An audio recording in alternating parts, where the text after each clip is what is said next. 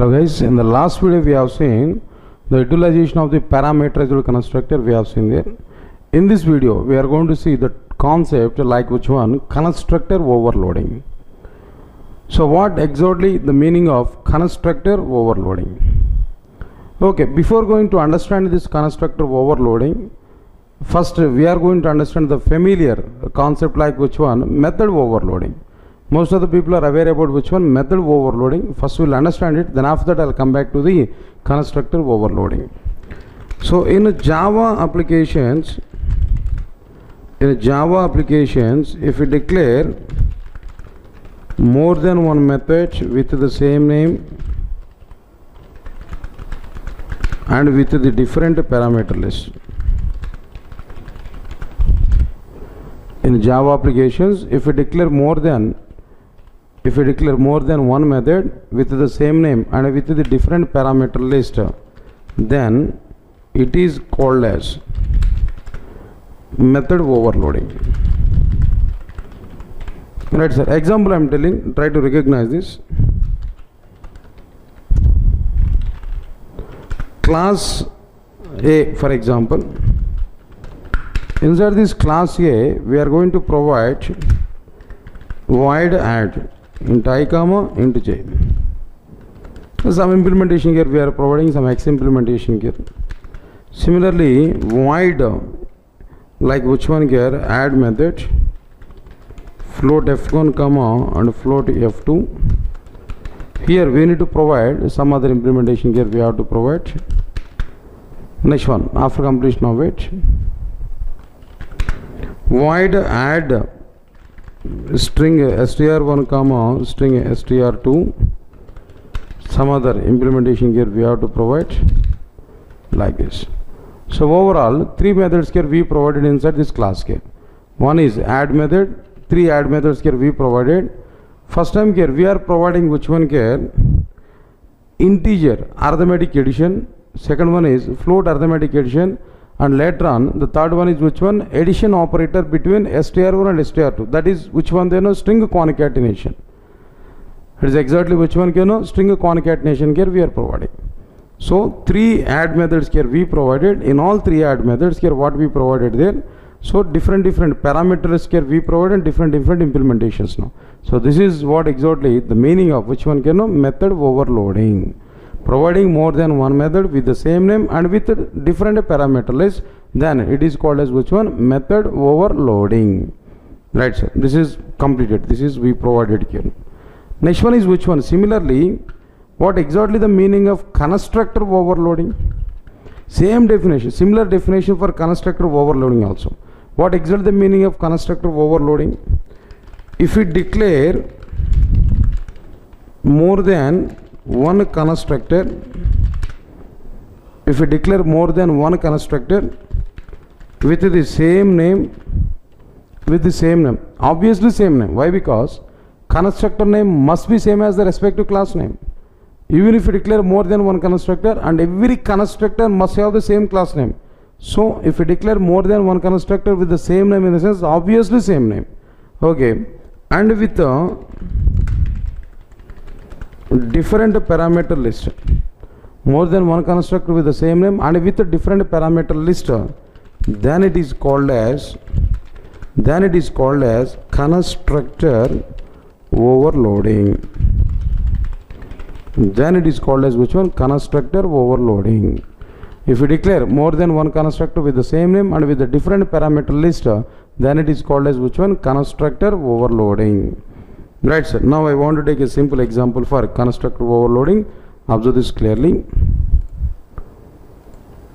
First of all, I want to take which one here? Class A. Right, class A. I want to take this class A. Inside this class A, here we are going to provide 3 variables, I comma j comma k. 3 variables here I have taken. Good. Inside this class K, 3 variables I have taken, I, j, k. That's okay. Next one is, I will take constructors. First of all, I am taking 0 argument constructor. No values, no parameters here I provided, 0 argument constructor here I provided. Nothing I provide implementation. Next one is I provided int x, one parameter is constructed here we provided. So inside this what I am trying to do there, anyway x variable is a local variable now, parameter variables are local variables only. For them if you provide any value that is having scope up to the respective construct only.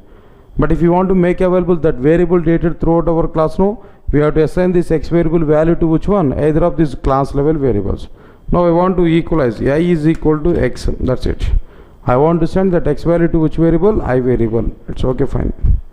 Next one is another constructor here I want to provide a of into x comma into y.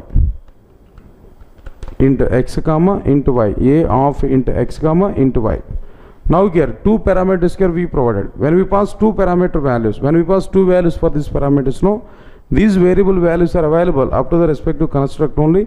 They are not available to throughout the class. To make available throughout the class, assign these x and y values to class level variables. That's why here what I will do, I is equal to x semicolon and j is equal to like y semicolon, that we provided. It's okay. Now here I am providing another constructor. What about this constructor here? Into x comma, into y comma and into z. Into x comma, into y comma, into z. Inside this here what we provided, I is equal to x semicolon, j is equal to y semicolon and k is equal to z semicolon. Here we provided. So overall inside our content here, class A into I, J, K, three variables here we provided. Now this is zero argument constructor and this is one parameter constructor, this is two parameter constructor and this is which one? Three parameter constructor. But the thing is which one? Which constructor we are going to call to create object for class K? No problem, we can call. But whatever the parameter values here we are providing to these constructors, all parameter values are coming to which one? They know class level variables. Automatically these class level variables are going to be stored inside the respective object. It's okay, fine. Now next one is which one? Then after that, inside this main class, in a main class and in main method, public class test, public static void main, string array args. Inside this main class and main method, here what I am trying to do there, directly I want to create object a small a is equal to new a, zero argument constructor here I prepared. Okay sir, and before that one more thing. Now here class we have taken and three variables here we have taken and four constructors here we have taken there. Then after that I want to go for a method. Which method here we want to provide there? Public void add method. Inside this public void add method, here what I am trying to do there, system.out.println of addition operation is which one here? Directly I want to display plus I want to provide addition operation between all the variables I plus j plus k. Right sir, I, j, k. I want to display like this. It's okay, fine. We are able to add all the values and we are able to display the respective values. Addition value is which one? I plus j plus k. That's it. Now coming to this main class and main method. Now here I want to call a dot add method.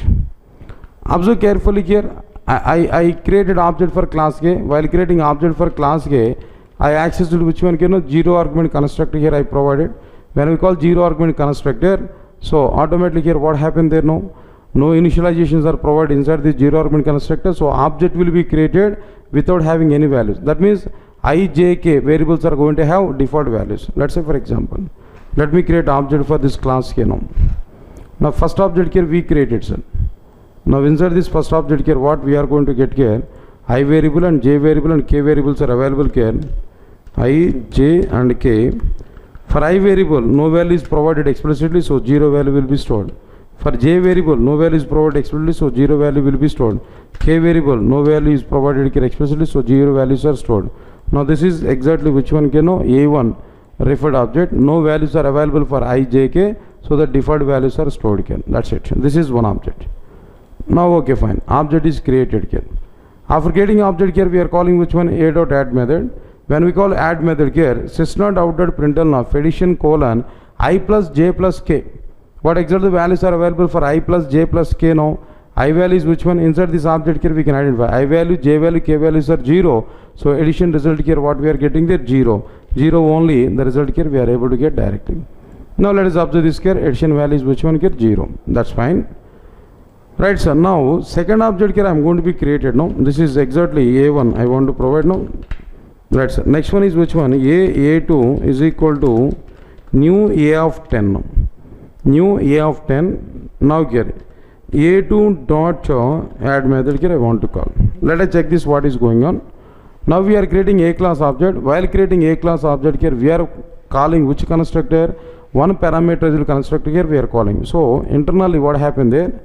Object will be created. A class object will be created. Inside this A class object, now this object is referred by which variable here now? A2 reference variable here now. Now A2 reference variable is referring which one here now? This particular object. Right, sir. Now inside this here what is going on there? First of all, whenever we created this object here, automatically class level variables are going to be stored inside this one. I, J, K. Both are having some memory allocations, of course. Now initial values must be provided. First JVM will search for initial values for all the variables here. Okay, no initializations are available. Next one, which constructor here we are calling now as part of this one here now, second object creation. One parameter constructor here we are calling. Whenever we are calling one parameter constructor, then JVM will execute this particular constructor. Into A of into X here we are getting. Now X value is assigned to I variable. So I variable is having initialization here now. Which value here we provided? I think so now here we provided which value here? 10 value here we provided. The 10 value will be transferred from X variable to I variable. So to this I variable, the X value is going to be stored here. Now inside this object now, I value is which one here now? 10 here we are getting. But no initialization is available for J and K. So this constructor is not providing initialization for J and K. So default values will be stored here. For J and K, default values are which one? 0. And for K also, default value is which one here? No, 0 here we are getting. Totally, I value is 10, J value is 0 and K value is 0 directly. It's okay. Now here, if we execute this particular program here, now addition, add value here we are providing. I value is 10 now, J and K values are 0 and 0. So here we are able to get the resultant values which one here no? 10 only here we are able to get. Now here we are getting 10 value. Second constructor here we call here. Similarly, I want to create a third object here now. A3 is equal to new A of 10 comma 20 here we provided. And A3 dot add method here we are calling. 10 comma 20, A of 10 comma 20 here we provided here directly. Whenever we are calling A of 10 comma 20 here, immediately flow of execution will come to which one here now? Like two parameters construct here we are called here. 10 or 20 values are available to which one? X and Y. So X value is assigned to I variable and Y value is assigned to J variable. So I value is 10, J value is 20, like this here we are providing. So let me create this third object here. Third object is going to be created now. Whenever third object is created here, automatically three variables are going to have memory allocations here. I variable, next one is a J variable, next one is a K variable, like this. Regarding this I variable, here first of all, we need to store 10 value, and for J variable also be here, which values are stored here now? 20 value is stored here now, but K variable no value is stored, so that when no value is available here, default value will be stored here. What about this default value here now? 0 is the default value, and anyway its reference variable is which one here now? A3 is the reference variable here we are providing directly. So in third object here, which value is here we are getting? I value is 10, J value is 20 and K value is 0 directly here we are getting there. So if we execute this program, now anyway here we are calling add method. I think so here we are calling add method, A3 dot add method here we are calling there. Inside this sys.out.println of addition colon I plus J plus K here we provided. I value is 10, J value is 20 now and K value is 0 here. So 10 plus 20 plus K, that means 10 plus 20 plus 0. 10 plus 20 is which one? 30. 30 as a value here we are able to display directly. Right, sir. Now let me check it. Now here we are able to get values which one there? 30. 30 as an output here we are getting directly. Right, sir. Whenever we are getting 30 output here, now here I want to go for next one. Next one is which one there? A4 is equal to new A. Now inside this A, I want to provide 10 comma 20 comma 30 here we provided. Now here A4 dot add method here we are calling. Again here what is going on? First of all here we are creating object for class K. Now memory will be created for an object. Memory is created. Right, sir. For this memory now, a reference variable is which one? Now A4 is a reference variable. This A4 reference variable is referring which one, the respective object. Okay, fine. Now inside this here we are able to have which one there, I variable, J variable and K variable.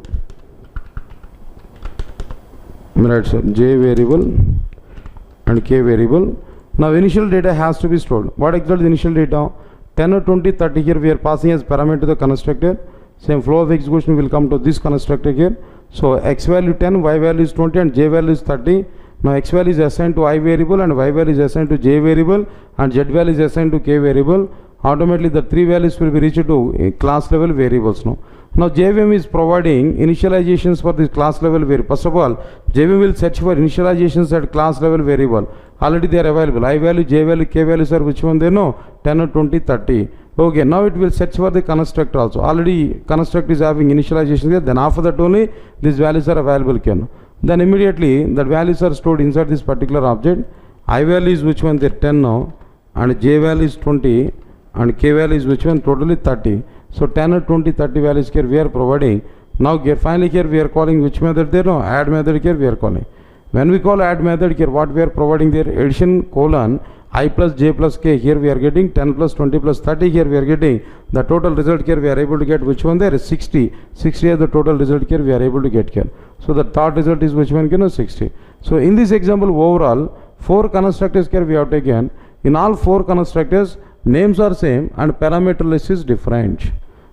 No parameter list, second one is 1 parameter, third one is 2 parameters, third one is which one? 3 parameters. So more than 1 constructor with the same name with a different parameter list, then it is called as which one? Constructor overloading. Right.